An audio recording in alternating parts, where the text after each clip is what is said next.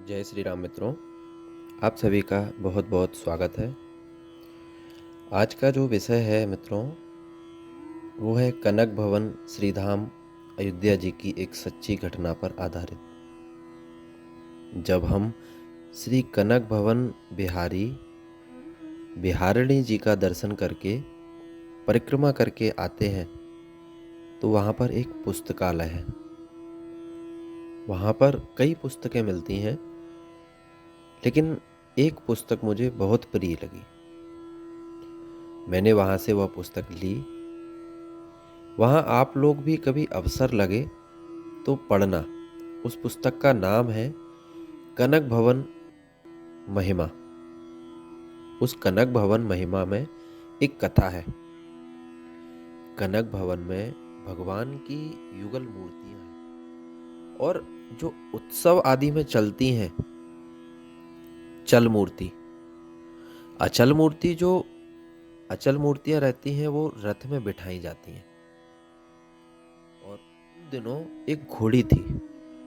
संतों ने उसका नाम रख दिया श्यामाजू। लोग कनक भवन दर्शन के लिए जाते, श्यामाजू का भी दर्शन करके आते। कितनी भाग्यशाली है, भगवान की सेवा मिली। दिन बीतते गए, बुढ़ापा आ गया। श्यामा का कनक भवन के मैनेजर ने सोचा इसे टीकमगढ़ भिजवा देते हैं, क्योंकि ये बूढ़ी हो गई है, तो वहां से किसी दूसरे अश्व की व्यवस्था हो जाएगी। स्टेशन मास्टर के पास गए।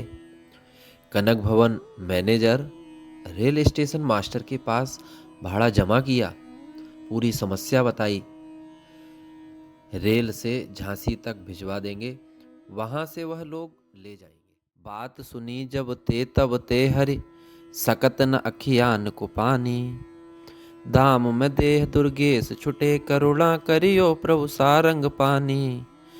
नाथ धाम से नाता जोड़ा, नाथ धाम से जुड़ा जो नाता वह न कभी भी टूटे। एक लालसा यही दयामय देह अवध में छूटे। लोगों ने कनक भवन मैनेजर से कहा कि घोड़ी की हालत बहुत खराब है, पानी नहीं पी रही है, चारा नहीं खा रही है। कनक भवन के मैनेजर ने कहा, पर उसकी और जर्जर दशा होती गई। धीरे धीरे वो समय आया। तीसरे दिन सेवक उसको लेकर चले, बांधकर खींचा जब सेवकों ने, तो खींच रहे थे।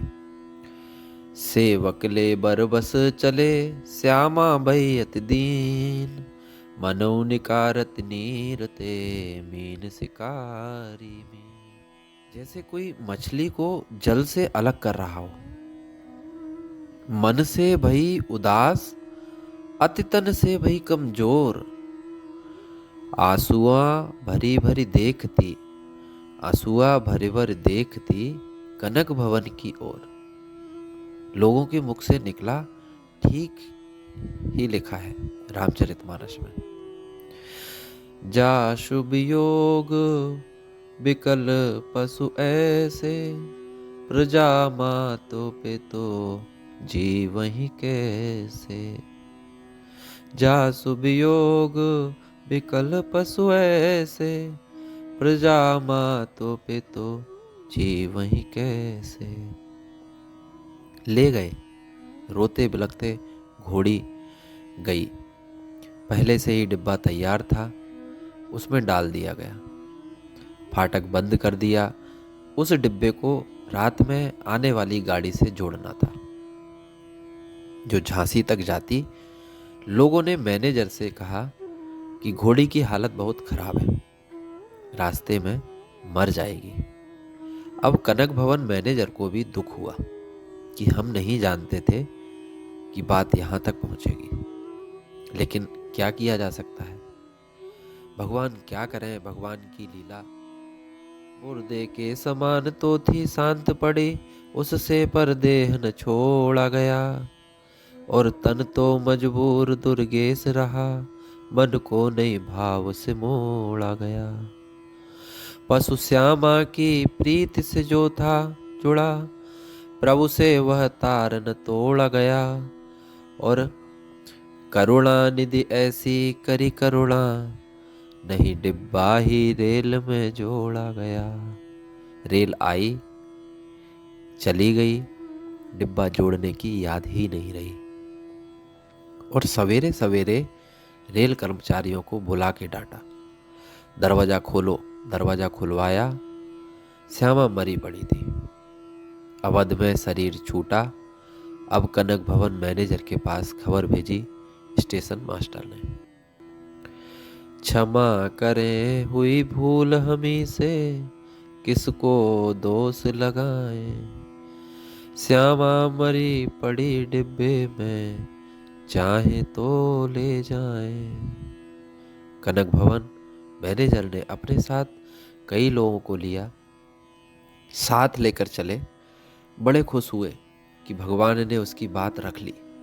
कम से कम अवध में तो अंतिम सांस संस्कार होगा। चलो चलो गए, बाहर निकाला। अकड़ गया था पूरा शरीर, मृत पड़ी। उसकी अंतिम यात्रा की तैयारी होने लगी।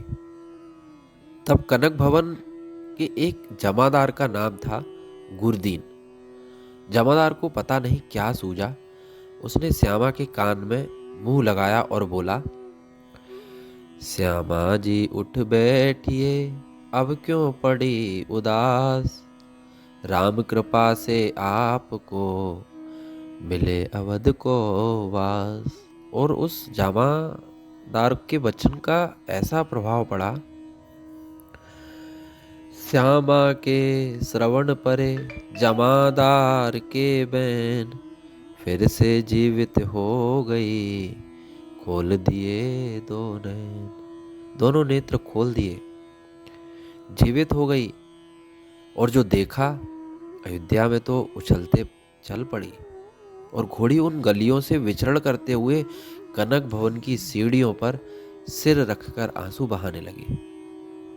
सबके मन से निकला, जास वियोग विकल पशु ऐसे, प्रजा तो पितु जीवई कैसे। आप आश्चर्य करेंगे, उसके बाद 5 वर्ष तक जीवित रही। संत लोग कनक भवन का दर्शन करने के बाद श्यामा जी का दर्शन करने जाते थे। और 5 वर्ष बाद जब उसने शरीर छोड़ा तो लोगों ने कहा, धनी धनी श्यामा पशु होकर भी प्रीति राम से जोड़ी, और जीवन भर सेवा में रहकर देह अवध में छोड़ी। मित्रों, यह घटना प्रमाण सहित प्रमाणित है, क्योंकि ये भगवान को मिलहि न रघुपति बिनु अनुरागा, किए जोग जप ज्ञान विरागा।